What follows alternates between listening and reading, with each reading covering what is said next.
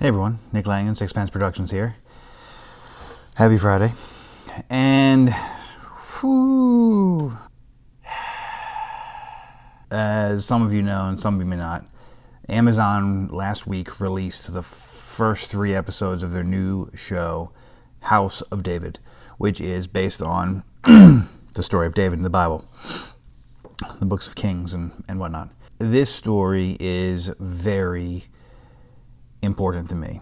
Take a little aside and I'll tell you the story of how I began pursuing creative endeavors professionally. And I have been writing since I was 9 or 10 probably. I loved movies. I've said this before, but seeing The Lord of the Rings, The Fellowship of the Ring in theaters when it came out in 2001 was a truly influential moment. I kept up writing, and I went to film school for a little while and then dropped out and went into law enforcement. But I never really stopped loving movies, and I never stopped writing. It was just mostly for myself, and usually it would be in the form of scripts or ideas, treatments and outlines and this sort of things for different shows. But I really, for years, I just did it as an exercise for myself, sort of a hobby. And in probably 2018, my wife read some scripts that I had worked on for a TV show about David, King David, Saul, Jonathan, Goliath, all these guys. And that was the first time that anybody told me, anybody from an outside, not people that have grown up, not an immediate family, but somebody else that came in sort of who I viewed as an objective or fairly objective outsider and said, you should do something with these. This stuff is really good. It's good enough that it could be made. And that sort of launched a lot of this stuff. And so I did take the pilot episode of that TV show, Crowns of Hebron, and I turned it into just a little mini-series, self-published, paid for the whole thing. Not really in any idea what I was doing, and I would certainly approach things differently now, having been kind of in and around the various aspects of the industry and various industries in the creative field for years now. But I don't really regret it. It was a good experience in that I had to put my money where my mouth was. I had to create everything. And so even though it just, on the surface, appears to just be kind of like a silly kind of family comic book, a lot of research went into that because initially it was going to be a TV show in my mind. All that to say, this story is very important to me. I love the story of King David. I think it is one of my favorite Old Testament stories, and I think that, like a lot of Bible stories, sometimes even about Jesus, but like a lot of Bible stories that aren't about Jesus, that are turned into entertainment, the people making them often miss the mark because they try to put modern evangelical Christianity and transpose all those values onto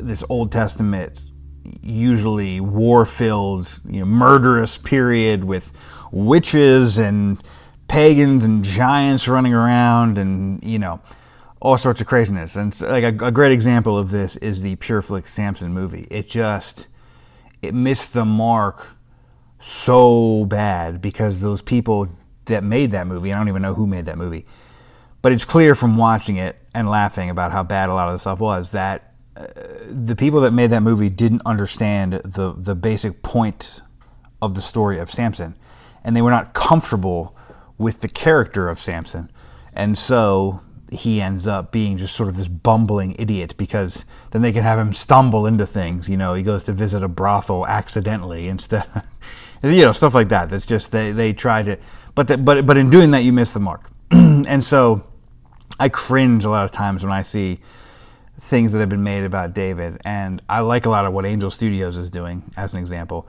but I saw the trailer or whatever for their animated David movie where he's got like a little sheep sidekick and stuff, and I groaned because when I read the story of King David in the Bible, I see Robert E. Howard, I see Tolkien.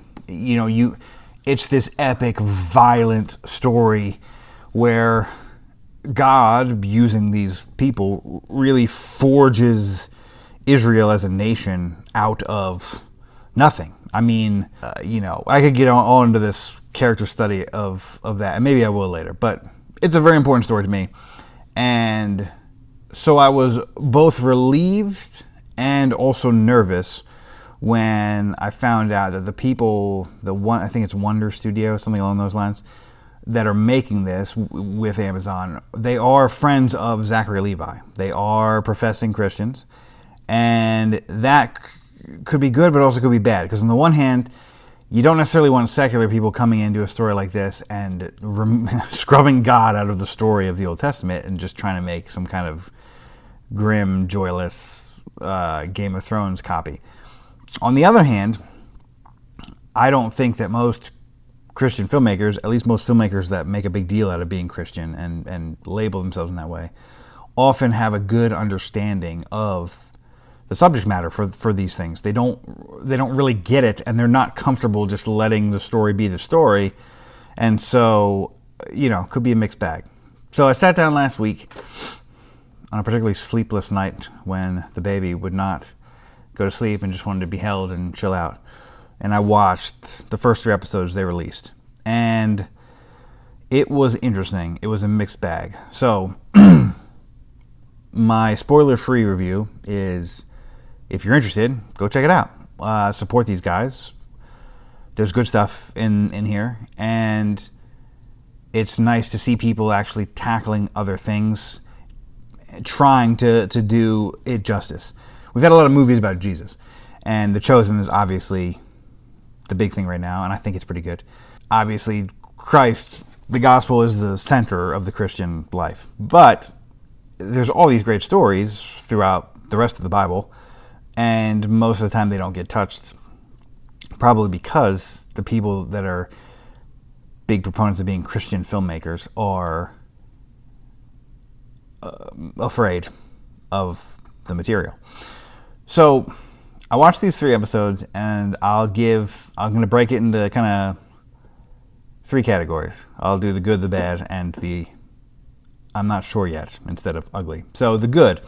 The show looks, from a cinematography standpoint, very good. Most of the time throughout the 3 episodes, it didn't look cheap. It looked professional. The color was interesting. It's kind of, everything's got kind of a muted warmth, if that makes sense, in a lot of cases, but certain colors that characters will be highlighted. I liked the style. I liked the visual style. The acting is mostly really good. Again, doesn't seem cheap, doesn't seem like just a, backyard high school project. These actors are very good. Of note, I thought, in the first 2 episodes were David, thank goodness, and I really also liked Jonathan as a character. I think they did a good job of making him sort of likable, and he's what Saul should be in a lot of ways, character-wise. He's not scheming, he's not afraid, he's not rebellious. He is, you get the sense, he is a true believer of God, and goes along with his family because he's the prince, but also questions certain things. I thought that was good. We haven't seen Goliath that much in the show yet, but what we have seen looks pretty good. And while I like that they introduced Goliath as a long-standing protagonist. I like that they introduced Goliath as a long-standing antagonist before that battle where David kills him. Spoiler alert, I guess, for the story of David and Goliath in the Bible.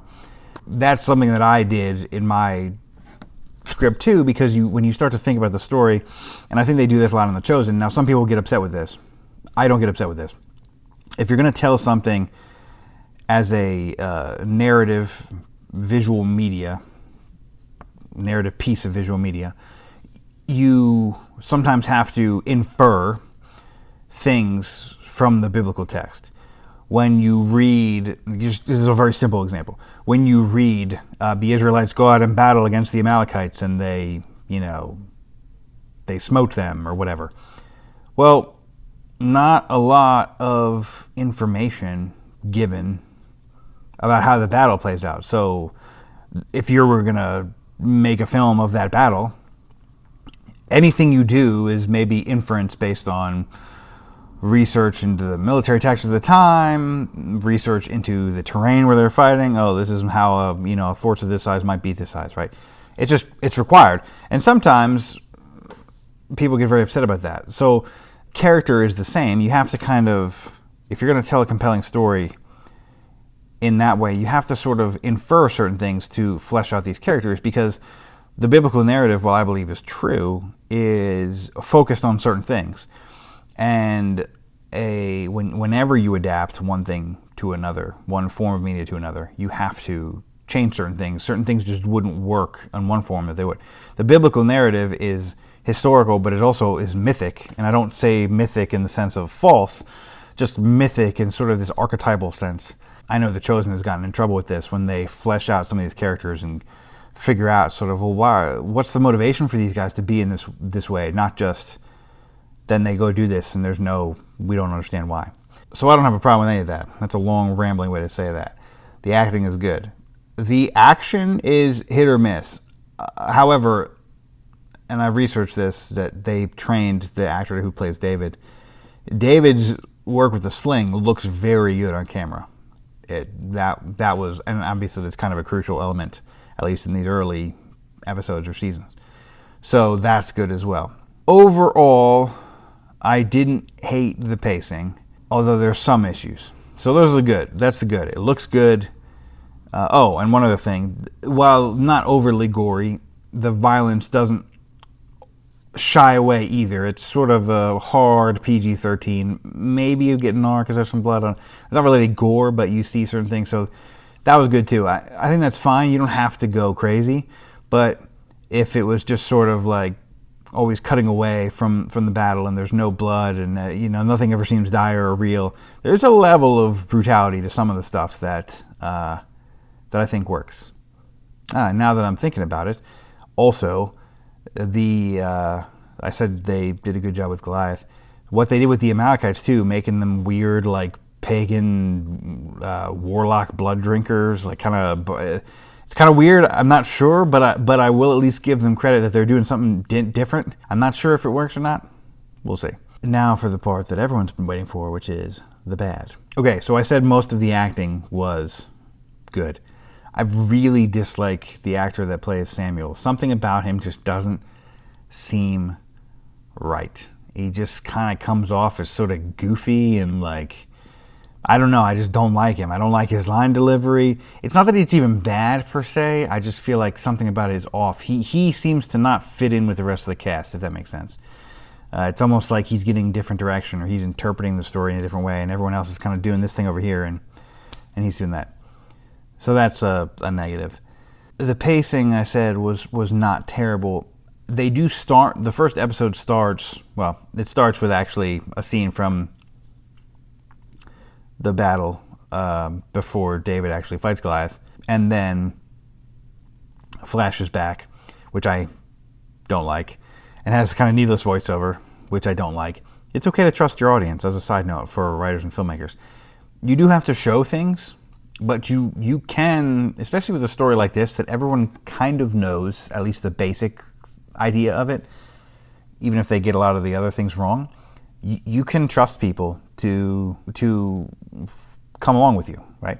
Now, I think you can start a story at a tense point and then flash back, but it tends to work best if we don't know how things turn out at that tense point.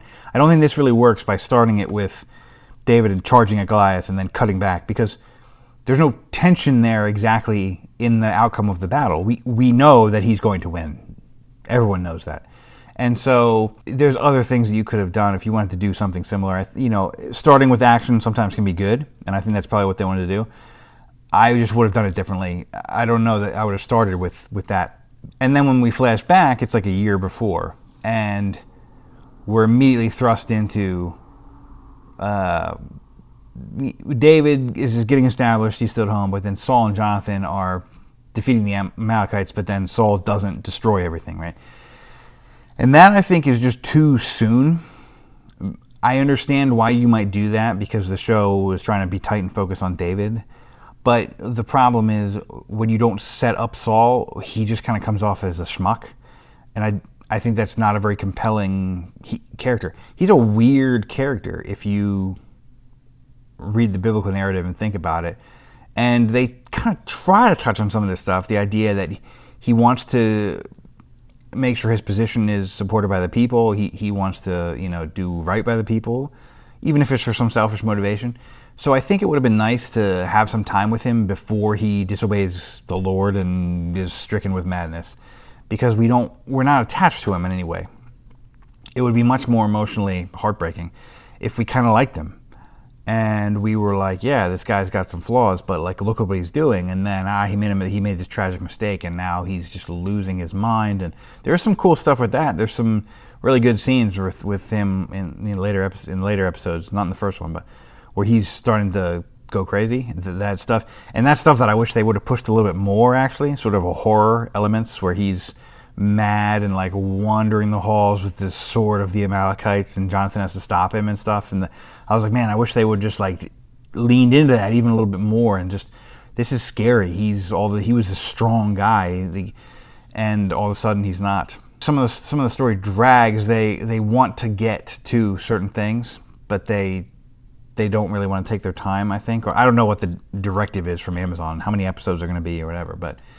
And so some of the stuff seems a little strange. And while the action doesn't stray away from blood necessarily, some of it still is kind of dumb. For example, no one's got a shield for some reason. And this may not bother certain people, but I think most people understand that shields were important. That's why they were in use in most history. So when you see the clips from the battle of Jonathan and Saul like fighting, and they've just got the fairly accurate straight swords from the period, but just one-handed straight swords, no shields, nothing, no helmets. It just, no other weapon even, it's just kind of like little details like that where I'm not sure why the decision was made, when such great care was obviously given to other elements, like of how lethal David's sling can be, and how good he is with it. Seemed like a strange choice. And then there's a scene with them sparring with wooden swords, and it just, I don't know.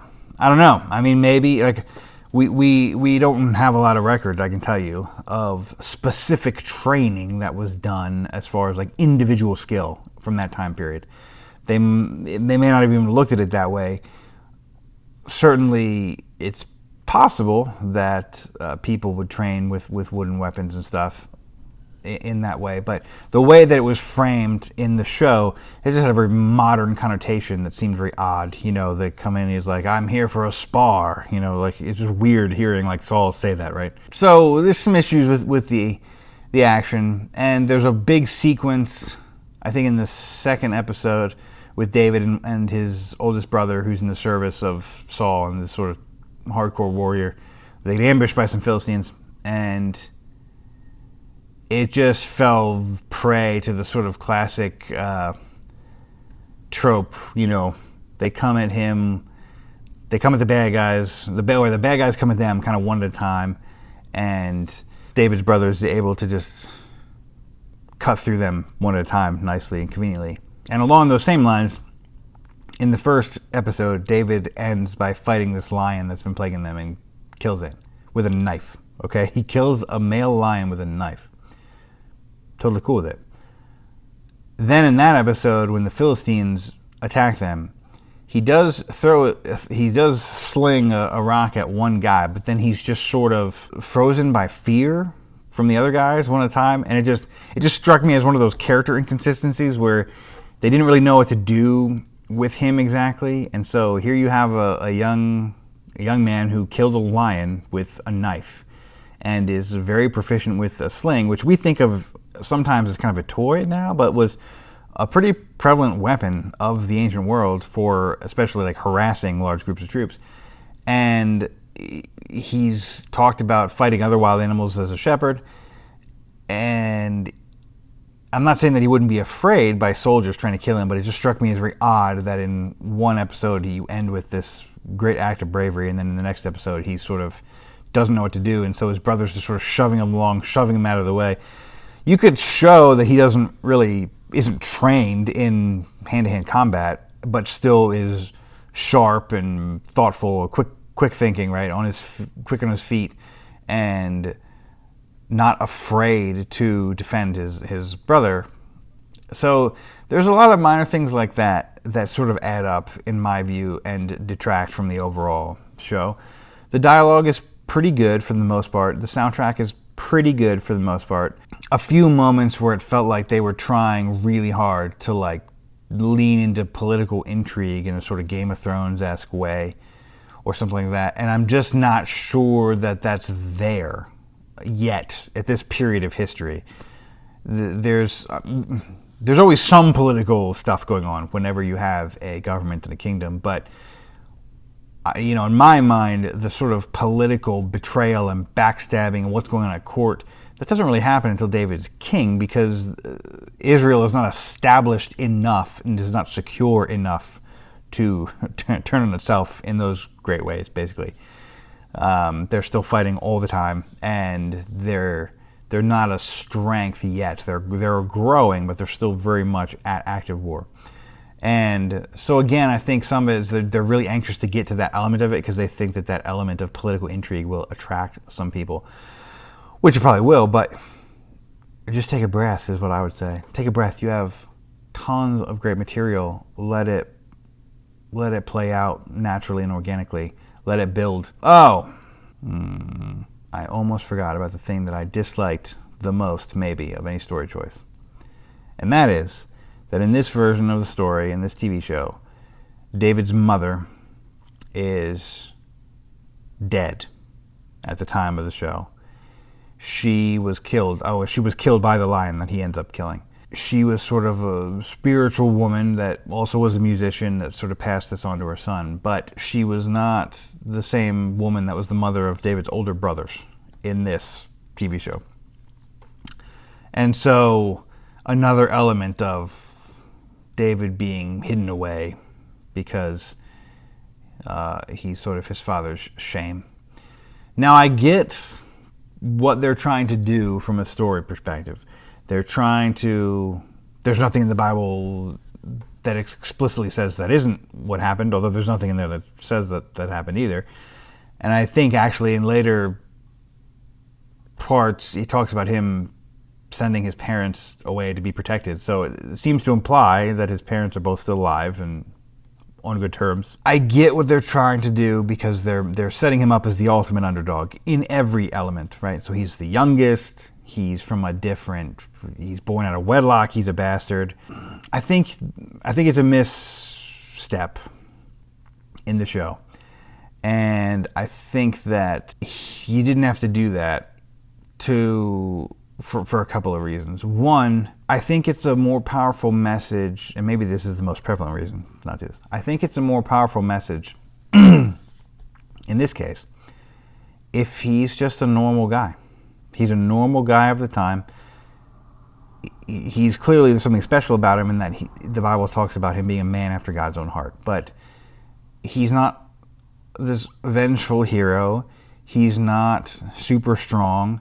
He's not, and think of any of the judges that have these good characteristics, but also bad characteristics. He's just the youngest son from the smallest of the tribes, from a big family.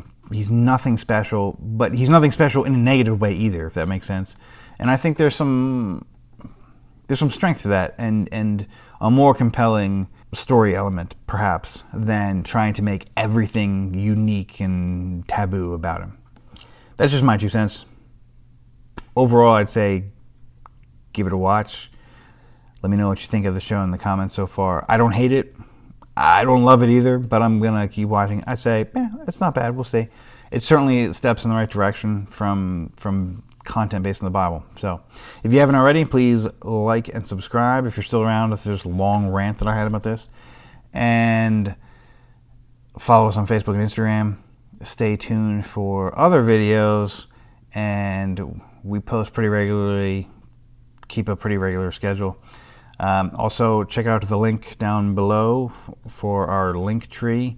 And if you like coffee, and you like supporting good causes and getting good coffee, then check out 7 Weeks Coffee.